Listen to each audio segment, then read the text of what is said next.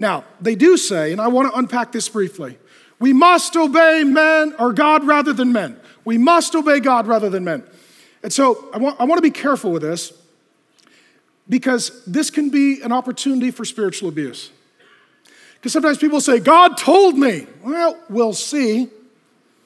Okay? You can't just pull out the God told me card. Ladies, right, let's say you meet a guy, and the guy says, God told me to marry you. So, interesting. He didn't tell me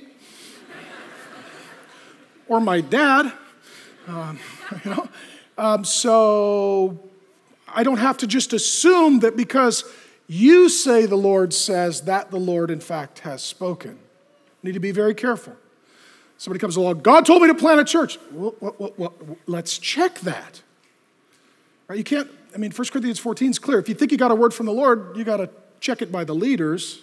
So what we're looking for, if you believe God has told you something, especially to do something that is difficult like this, we're looking for a godly person. Peter's a godly person. In godly community, it says he's with the apostles. They're all agreed. Under godly authority, they all agree on this. With a godly motive to talk about Jesus, doing a godly thing, wanting to minister to people in a godly way by being open in public and not hiding anything. So if you believe the Lord has told you something, he may have, but I would ask, are you a godly person in godly community under godly authority with a godly motive doing a godly thing in a godly way? And what they are demonstrating is what we would call civil disobedience.